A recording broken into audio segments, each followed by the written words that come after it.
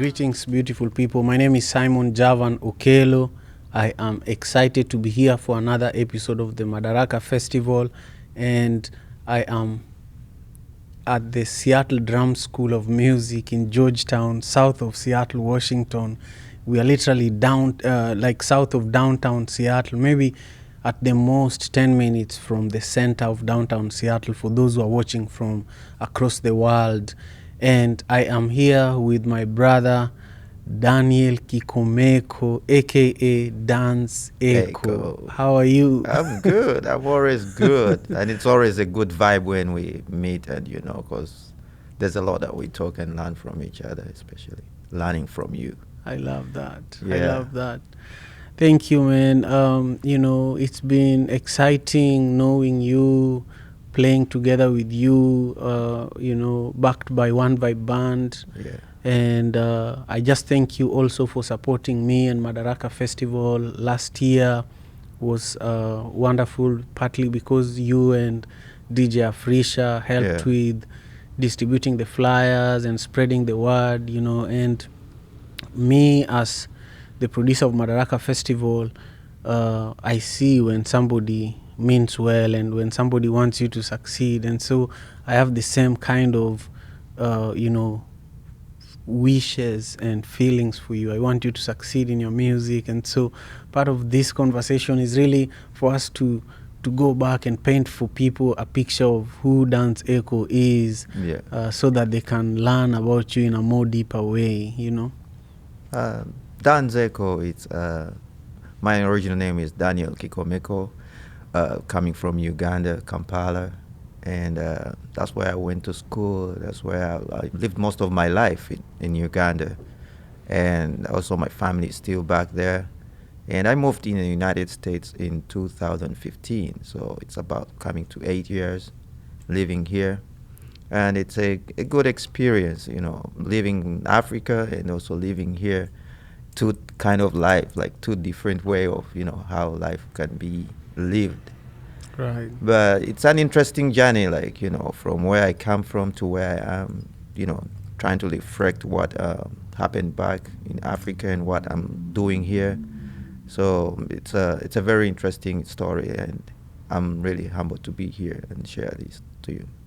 A lot of people, when they are in Africa, they say, oh, I want to go to America, Europe, Middle East, Australia, Then when they get here, they say, oh, Africa is much better, Yeah. Do you feel like that too? I felt the same, but I think when we grow up, our interests change. What you think when you are being taken care of, hands of your parents and everything, you think when you come here, you're going to live a certain kind of life. But when you grow up and you have to do things, take things by yourself, trying to think of the future for yourself, or when you have, your family for your family, things turn around. Like, it might not be what you thought it was going to be. For example, when I moved here, I thought life is going to be just, me buying fancy cars, doing this and that, dressing well and just live a life. But when you think of the priorities of life, how you want to succeed, you have to take big chances, to take risks into venturing, business-wise, because you are employed. When you move here, you make just money for yourself. But when you have things to take care of, like your family back home, or even have a big picture of what you want your future to be, you're going to think of starting your own business.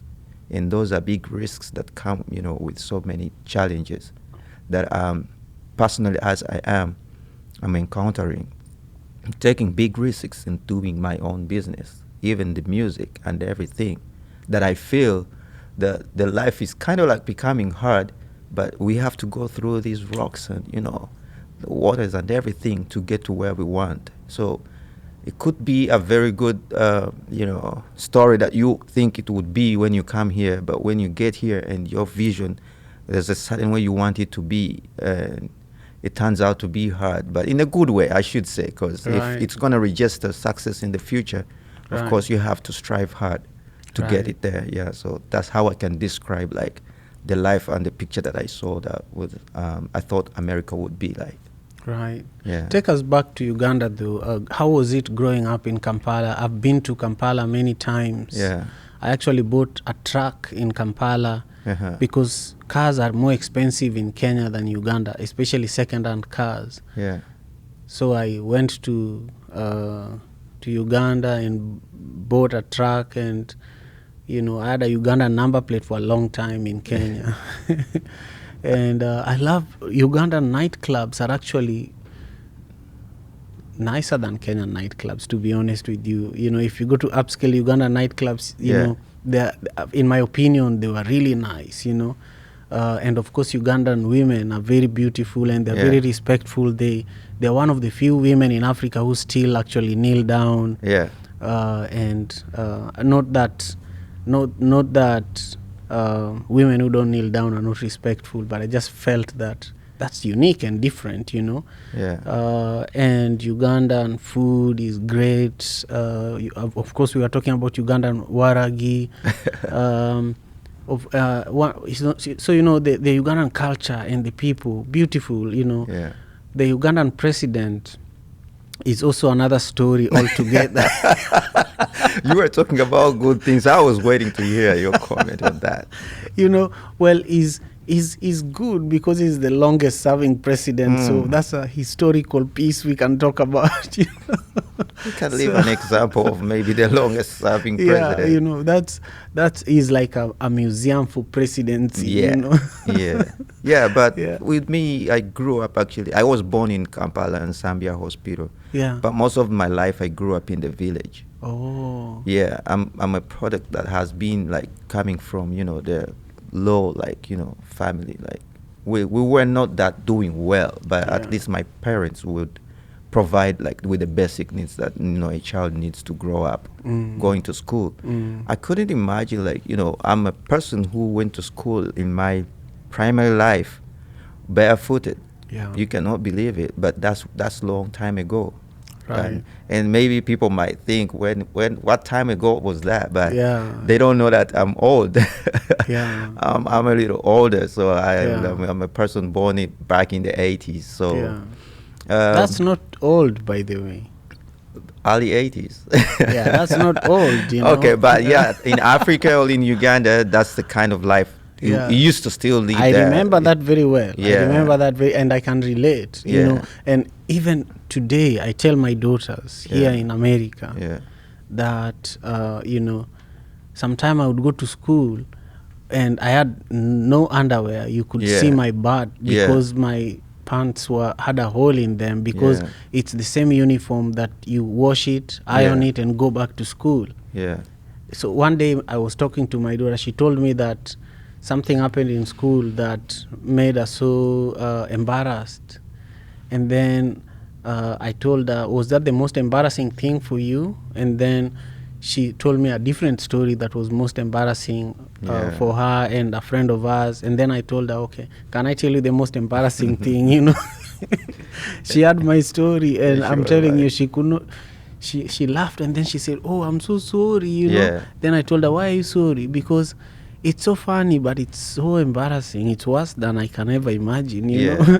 Yeah, that's how we grow up. Yeah, and it was normal in Africa. It was normal. So normal. Yeah, so normal. Even it starts from even when you wake up to go to school. You have to first do house chores. Wash, clean the house and do whatever. And then you go to school, you have also to do school, clean up. So that's the kind of life we live. But also just speaking to, sometimes poverty in Africa was something that we didn't even realize we were living in poverty. I think I don't know. Nowadays, I ask myself, how was it possible that even the money that we used to pay for school fees was like pocket change that I can actually have in my pockets, like right now. Yeah.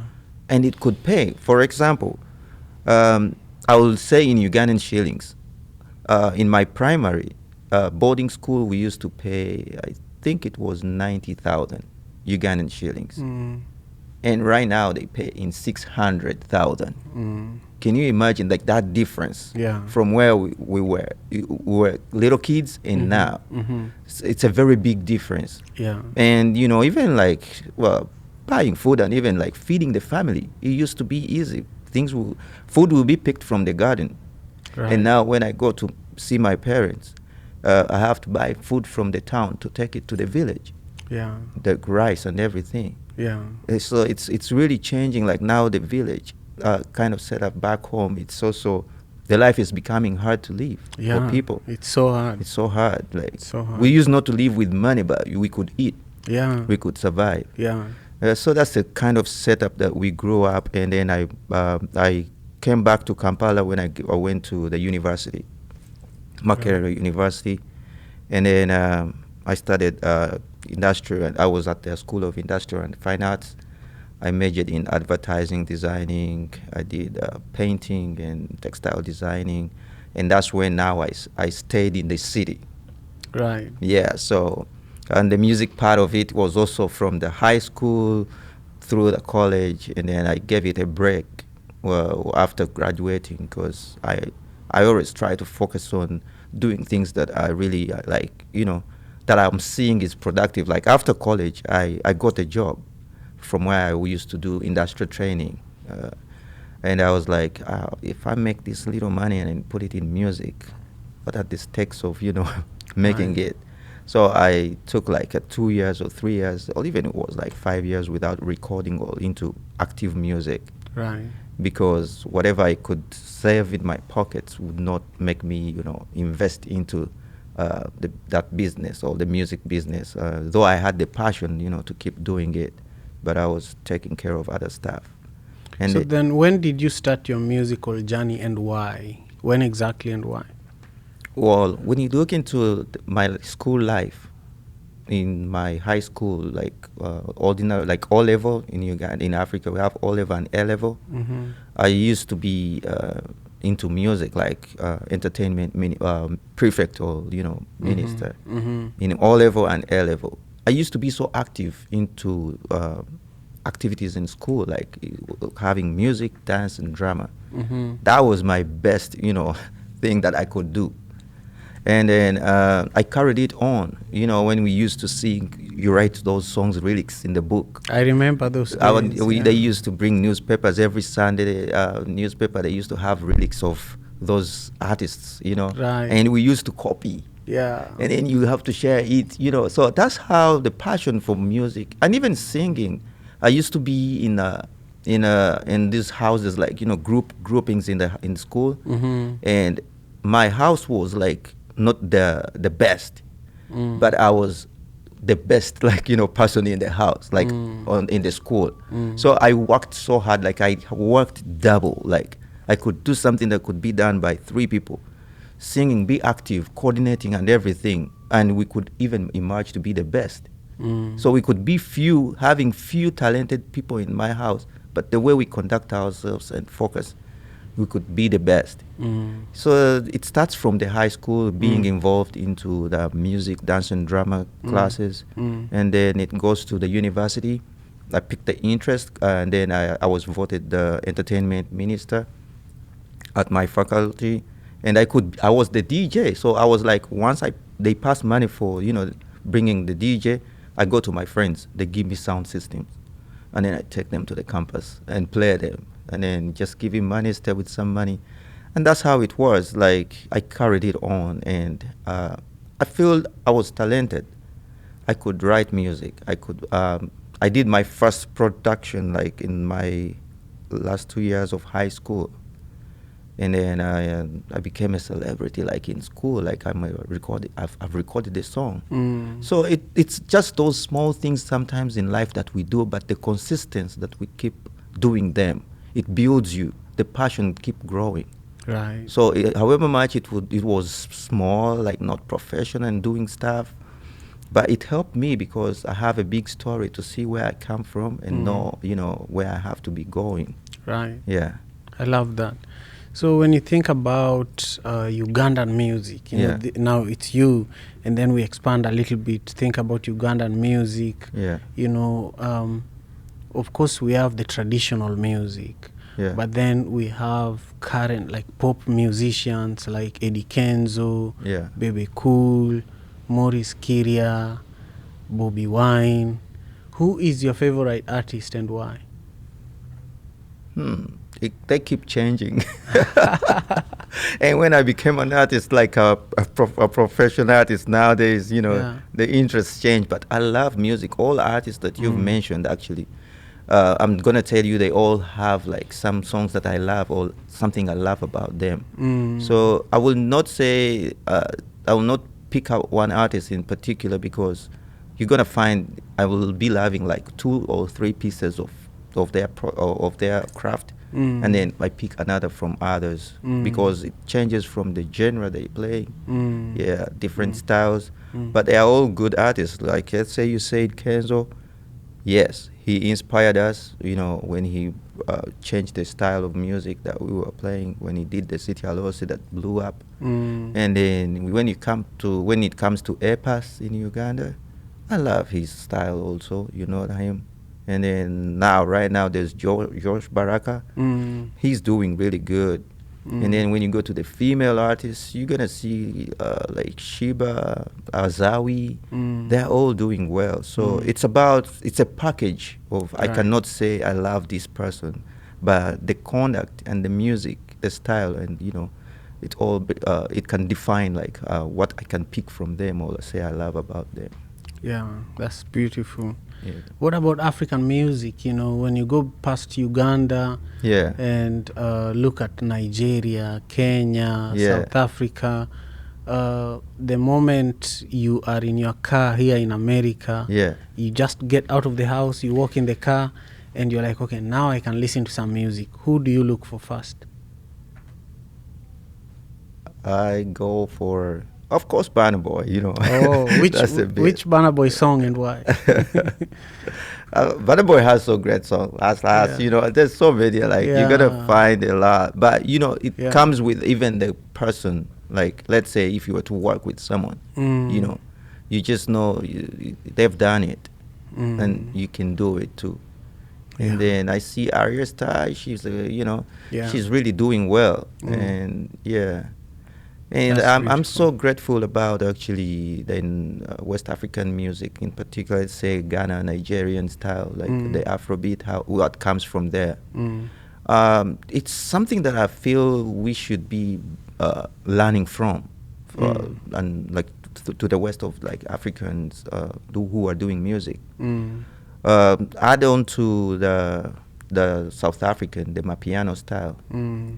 So you're gonna find they identified the kind of music they are doing. In the support, I think even the connection I see, I don't know what happens back those, but when you see their trend of how they are supporting each other, I'm gonna see one day either Davido posting something for Burna Boy or Wizkid, something like that, a connection like that, and you feel like the vibe that you see how their success is going is like artists are wishing well for other artists. They're working together. Yeah. And it comes to the fan base too.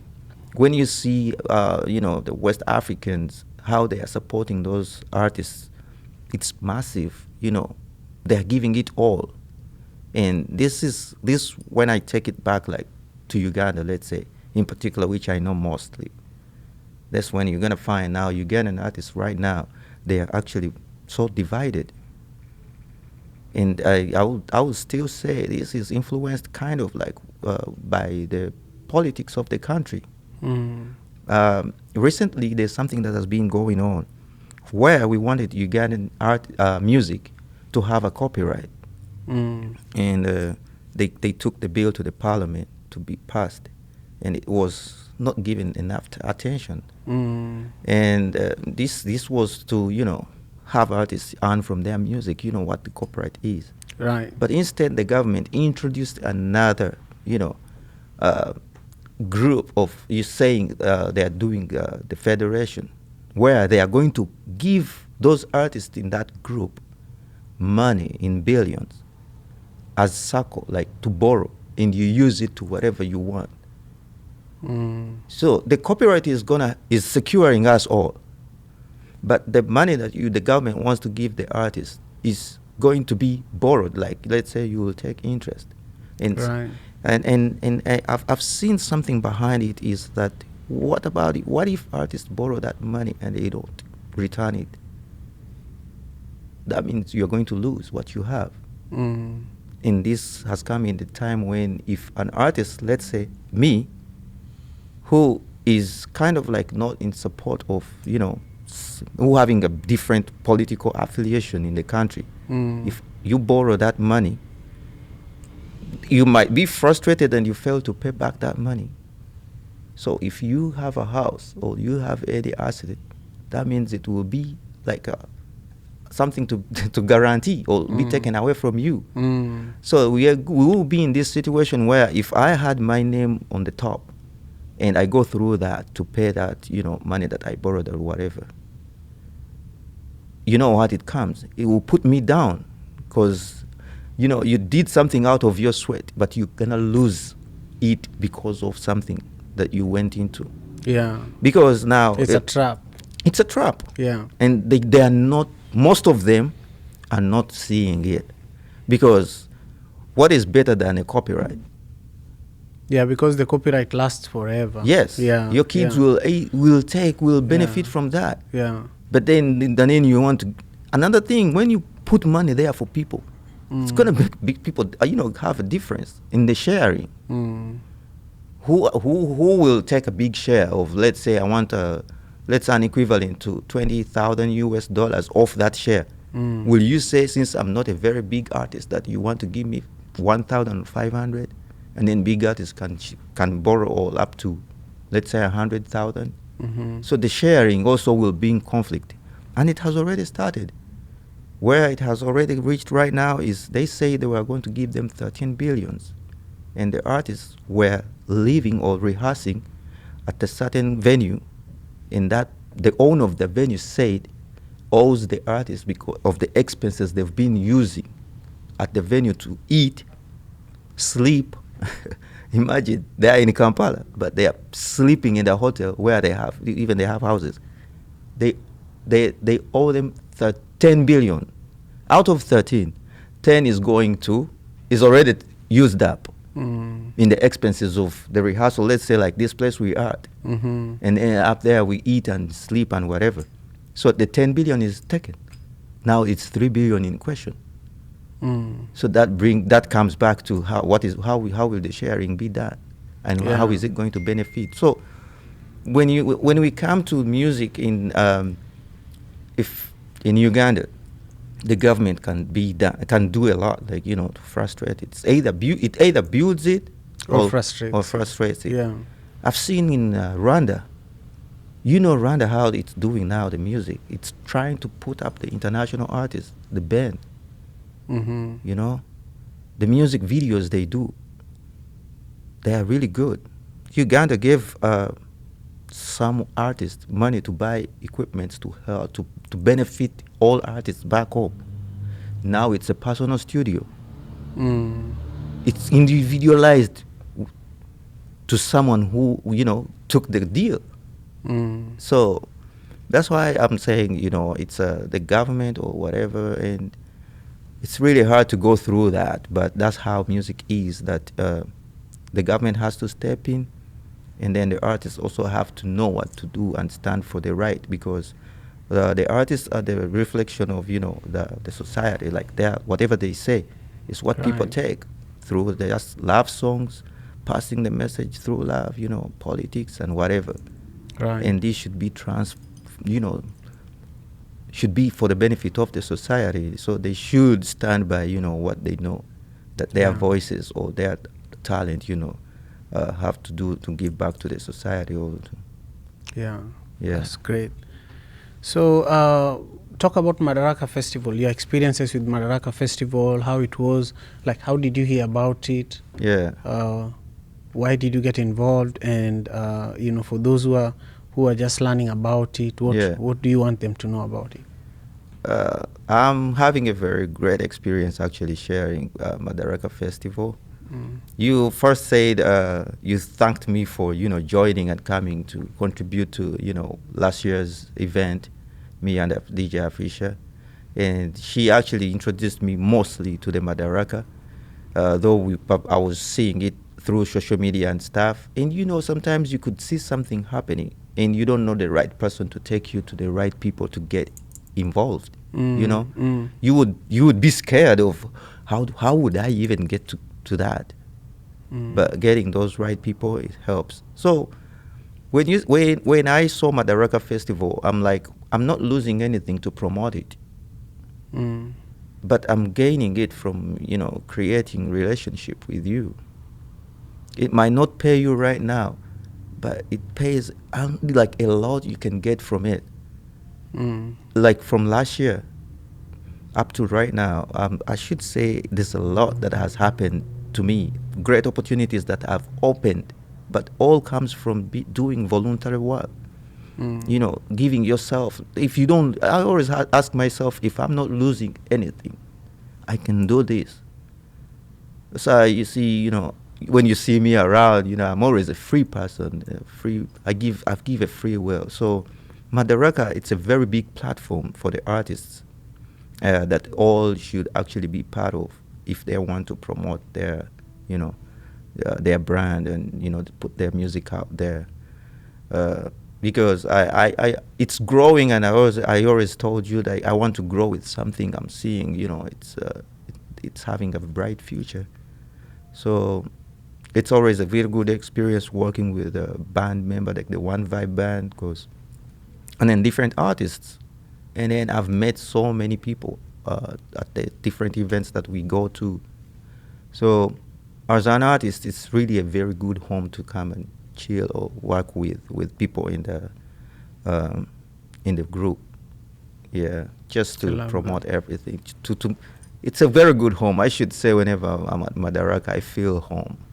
I love that. So being an African immigrant living here in America, coming from Uganda as an artist, living here, and then coming to Madaraka Festival and experiencing it, why do you think it's important for our community, the African community in the diaspora, to have an event like Madaraka Festival? After a long work day, after the life that we go through here, we always realize music has always been a comfort zone for us. Madaraka Festival is about music. It's about art. So having it's something that we feel it's ours. It's something that is ours, that we feel we're going to see our local artists from back home or local artists around here. We're going to listen to the music that, inspire us. And, it's in, let's say, Luganda. It's in Swahili. It's in whatever language it is. But it's important that when someone come to attend those shows or whatever, they feel they are coming to support their own. They feel they are coming to attend to something that it's their own. Like, they feel home. They feel getting into the community, the Afro community, seeing their favorite artists. It's something, it's so healing. It's so healing because it's the same like when you go home and watch music on TV, but now Madaraka is bringing it to you on the stage, and you can have fun. And sometimes when you have fun, it's treatment from stress. So that's why people, they really should come and have it, like come and enjoy it, because it's really like a package from home that we bring them to right here in their hands. Right. Yeah. Right. Yeah. I love it. So for those who are just joining us for today's conversation here in the Madaraka Festival podcast, I am hosting a very gifted artist, originally from Uganda, living here in the United States of America. Is known as Danz Eko. And we've talked a lot already. If you are just joining us, you better listen and watch it from the very beginning, But just make sure you subscribe to our YouTube channel, and you can learn more about Danz Eko in the description of today's video. My brother, when you think about your career as an artist, where would you like to be? Like, what's your vision? Where do you want to get to and feel like now I have accomplished everything I've always wanted? Big stages. Yeah. Hitting so many views, getting to everyone, reaching everyone's heart. There's nothing I feel in this world that when you do something, you feel you've impacted or you're recognized by the efforts that you put in. The little, I've tried to go to some stages. I've met several people, and I feel the love they show me or they give me. I feel it's great. And what about if you talking about, let's say, 1 million, viewers or 10,000 of people in the stadium? It's a very big field that I feel, it could actually make me feel I've reached to the top. And I can say, I always thank God, but I'll say yes. Now, I always think about actually having my kids reach that stage, even if it's before me. Everything I'm doing right now, sometimes I sit back and I'm like, if whatever I'm doing, it should be, I'm always encouraging my boys, it should be a lesson to them. I want one of them at least to, get into my footsteps as an artist. They love music, yes, but as a person who can guide them and know, the traces I've been going through, I feel one day if I don't get to, that peak of it, my kids will make it to that peak, and anybody else. Because I told you last time, I had a group of artists back home. My passion is to see me making that artist a big star, bigger than even me. Like I'm like sweeping around to see where they can pass. If I don't get it there, I want them to come and pass me and get it there, because at least I'll be knowing all the struggles and whatever that I've gone through. Yeah, because we grow up and we always want to see it's not about me. I can always encourage a young person to come past me, because that would make me feel like yes, as an artist or in music, I've reached the top. So I love that. Yeah. So you've produced a lot of music. Yeah. What's your favorite music that you have either published or you have not published? But what's the music that makes you feel like, if this was my last song, then I'll be done. I'll just be happy. Of my songs? Oh my God. I don't know. I don't have it yet. I'm working on an album right now. It's going to be up this coming Friday, called Sichiloto. Sichiloto in Uganda, in English, it means it's not a dream. I have worked with several producers, songwriters, and many people around. But every song that we did, there are songs that actually came after the best one. I thought this could be the best on the album. I end up doing another one, and I'm like, this is now the best. So it's really hard. But I love the songs on the album. One of my great, actually, song that I love most is called Vibe. I sang it like 3 years ago. My mom loves it so much. Maybe because that's how I keep loving it. It's a love song. My mom loves it so much. And I love it too. It has rich lyrics, like good words. Yeah, so that's my, my long time favorite song. But then all my new songs, they are coming up, the upcoming ones, and then the ones I've released, they are all good. They are better than even Vibe, but Vibe reaches my heart. I love that. Recently you produced a music video, and a lot of people in the community supported it. I want you to talk about collaboration, and the value of collaboration when you're an artist, because without the community, without Suleiman from Burkina Faso giving you his space in Kent for you to shoot the music video, it would have been a challenge.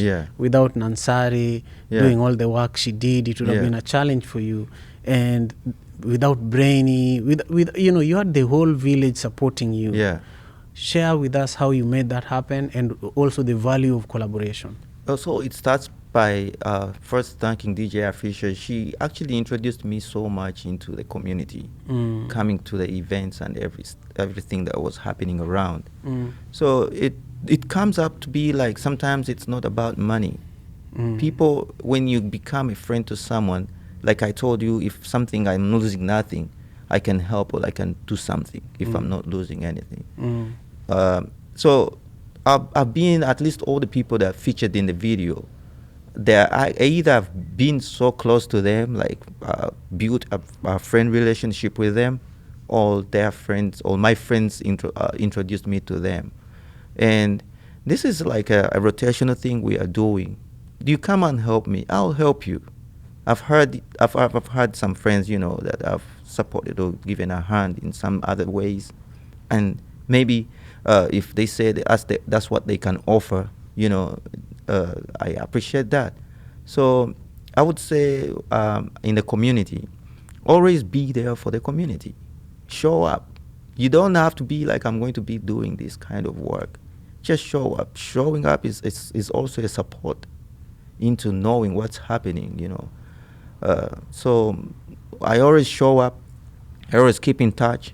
I always try to text them or chat with them when I see them online, just to say hello.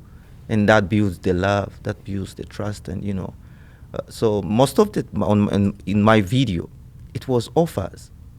People were offering me. Nansari offered to dress me up because she has African print takeover. And then Brainy, I have the dancers. They are my friends from social media, but one is from Uganda. So we keep in touch. They support you because they know, let's build our boy. So that's the thing. It's being social work, being there for the community. It's what actually brought up that. Like when you see a lot of community members coming up. Yeah, it was free. I love that. I love that. Incredible. So look at this camera and share 3 tips when it comes to event production. Many people have been asking me lately, Simon, you've done Madaraka Festival for 10 years. How have you done it?